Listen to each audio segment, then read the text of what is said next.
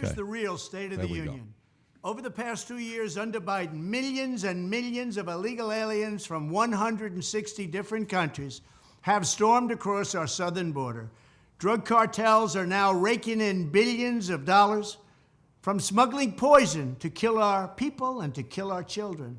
Savage killers, rapists, and violent criminals are being released from jail to continue their crime wave, and under Biden, the murder rate has reached the highest in the history of our country. Biden and the radical Democrats have wasted trillions of dollars and caused the worst inflation in half a century. Real wages are down 21 months in a row. Gas prices have soared and are now going up much higher than even before. And the typical American family is paying $2,200 in increased energy and food costs each year. Joe Biden's weaponized Justice Department, and I'm a victim of it, is persecuting his political opponents. His administration is waging war on free speech. They're trying to indoctrinate and mutilate our children. He's leading us to the brink of World War III, and on top of all of that, he's the most corrupt president in American history, and it's not even close. But the good news is we are going to reverse every single crisis, calamity, and disaster that Joe Biden has created. I am running for president to end the destruction of our country and to complete the unfinished business of making America great again. We will make our country better than ever before, and we will always put America first. Thank you. Okay, so millions of immigrants. Yeah. 160 different countries. That's his campaign. He just gave you his play. Right there, yeah. Number two. Signature issue. Beautiful. Yeah, exactly. Absolutely. Savages and rapists are being released from prison, sanctuary cities or, border. Fine, great. 3, real wages are down 21 months in a row. Economy, it's a strength. Typical American family paying $2,200 in increased energy and food costs. It's felt middle America. He's talking to low and middle income families. The average family is spending Joe Biden's weaponized Justice Department. Perfect on what is going on with that, and now it's backfiring on Biden. He's going to play that, no problem. He's turning us into potentially World War III, leading us into World War III. That is a very, very, it could be a valid issue that he's bringing up. He's the most corrupt president ever. We don't know what's going to happen now with Kevin McCarthy and them leading the House, the investigation that you're going to see every day. Hunter or somebody's out there being talked about, all this stuff. They're going to have to address that. And then he came back and said, I'm going to come back. We're going to put America first again. So, if you only watch the State of the Union, you're blown away by, you're like, okay, this was a decent speech. If you watch it from Trump's side, you see all the flaws. If you watch it from Sarah Huckabee's side, you see the flaws. If you watch it from CNN's side, they were ecstatic on how great of a job he did. So it all depends on who's watching it, right? But here's the point now, that when we're seeing this taking place with the State of the Union being given and Trump given what message he just gave, at what point do you sit there and say, okay, because Trump hasn't yet turned on the throttle on really going campaigning. This isn't Trump campaigning yet. With the timing of when the State of the Union is, first week of February, okay? And in election time, we got what right now? 22 months, 21 months, whatever the timeline is. When do you see historically where all of a sudden it's full throttle, Trump's going 100% offensive? When does that happen? First of all, I think his announcement of candidacy was more of a marker than it was the beginning of a campaign. He was letting everybody in his own party and in the other party know, I'm definitely running. You don't need to speculate about it. Secondarily, while he is raising money, and between the time he announced and the end of the filing period, he raised $9.5 million. Now, to me, that's a lot of money. People say, oh, he underperformed. Well, he has no overhead because he's not out doing rallies. The rallies, by the way, are $500,000 apiece. Wow. $500,000. So, he has a very lean staff. He is doing events like he did in New Hampshire and South Carolina, which keeps his campaign's expenses down, because recognize those now need to be paid for by his reelection campaign. And here's where I think he is making an error, and hopefully he will change his mind.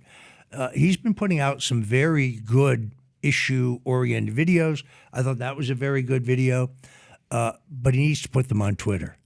It is a mistake to just continue to post solely at Truth Social. First of all, I love Truth Social, but it is by definition you're talking to your base. 100%. It is a great place to talk to people, not all of whom, but most of whom agree with you. But in terms of talking to everybody, your supporters and your opponents and those in the middle, I don't think Twitter can be beat. He has 87 million followers on Twitter. He has a little over 3 million followers, I think, on Truth Social. I could be a little off on that. Let's say that a substantial number of the people following him on Twitter are bots. Well, let's say it's 50%, which I don't think it is. Yeah. Well, that means he has 42 million people. I mean, that's still an enormous number of people. So I'm hopeful that he will begin posting this content, this video content particularly. He doesn't have to use Twitter, for his sniping, which he loves to do, Of course. which is just kind of part of his political persona. But I do think he needs to occasionally go back on Twitter. Is he contractually binded to Truth Social? He is or not. He's not. Okay. He is not. So do you guys think this is like a tactical move where he's just waiting, he's biding his time to actually like just hit it, like Pat was saying, to go full throttle, and then it all comes out, or he's just like, does he still have like a sour taste in his mouth from the way he was treated and banned? The most predictable thing about Donald Trump is that he's completely unpredictable. So it's hard, and it's not. I love it. And it's not always easy to understand exactly why he's doing what he's doing, but in all cases, he's doing it with some purpose.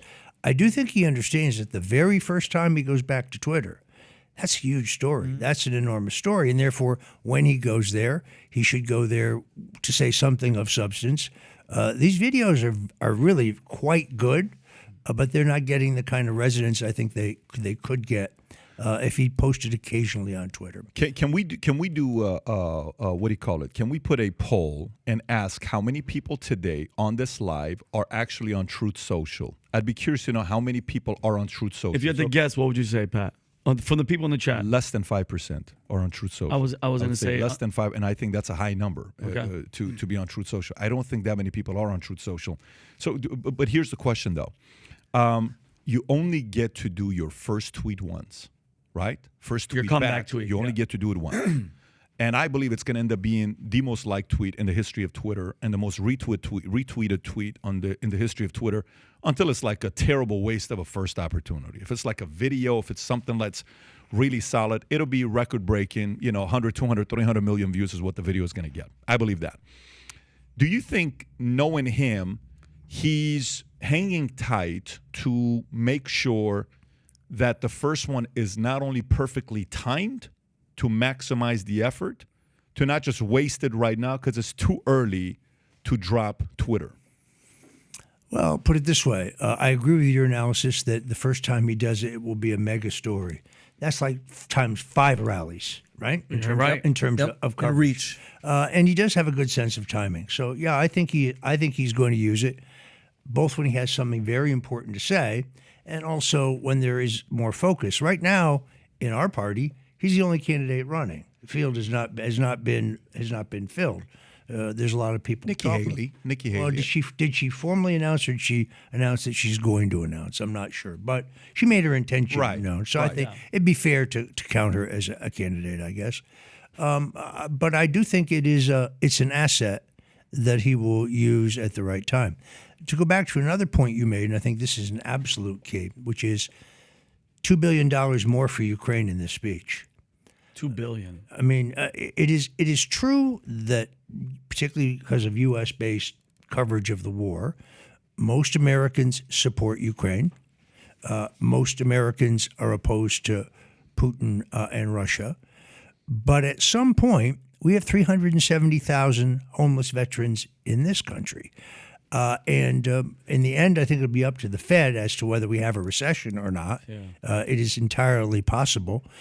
Republicans, more than all voters, recognize the correlation between massive spending and inflation. And inflation is the number one along with immigration, I think, the number one and number two problem for this administration. So I believe the war, not only am I worried about us kind of stumbling into World War III, but I also think that it's very conceivable that, like the Vietnam War, like the Korean War, the war could become very unpopular over time. The longer the war goes, the more unpopular it will become because of the cost. And also, the softer our economy is, the more the resentment that we are seeming to be just running the printing presses and sending this money to Ukraine. So I do think Trump's greatest single potential opportunity is to run as the peace candidate. Eisenhower said, I will end the war in Korea. Nixon said, I will end the war in Vietnam. Given the Middle Eastern peace deal, which Trump got done, which no one thought possible, given the fact that it was Trump who turned off the Russian pipeline and Trump who gave the offensive weapons to the Ukrainians that Obama would not give them, given Trump's diplomatic success in North Korea, where he at least got the madman to stop his nuclear weapons development testing, which is now restarted under Joe Biden.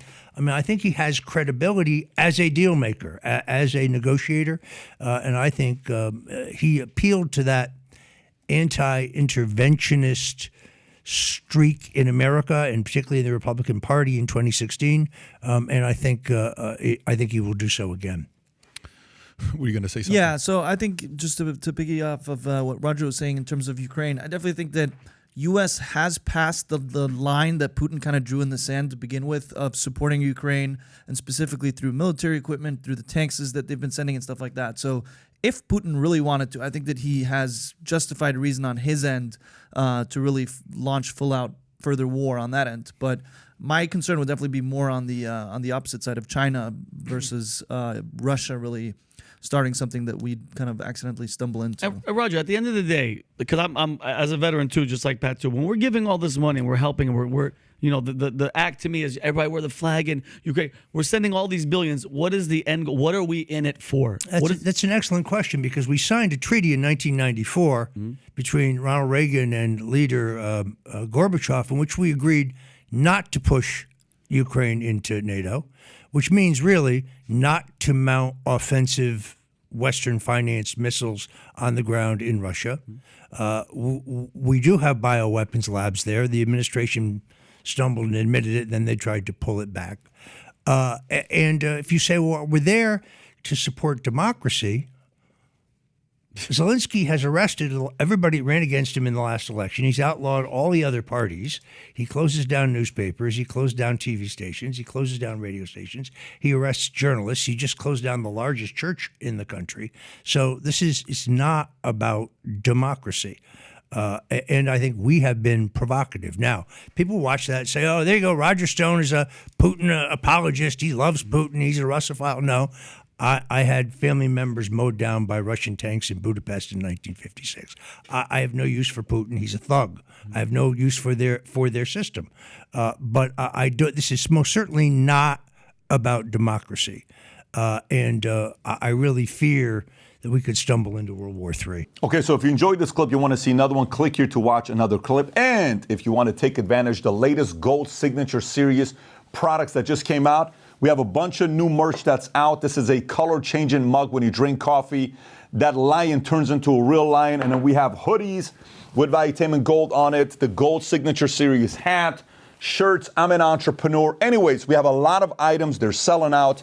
If you want to take advantage of the Gold Signature Series, click here, place your order, sport your Valuetainment gear, and tag us with the hashtag Valuetainment.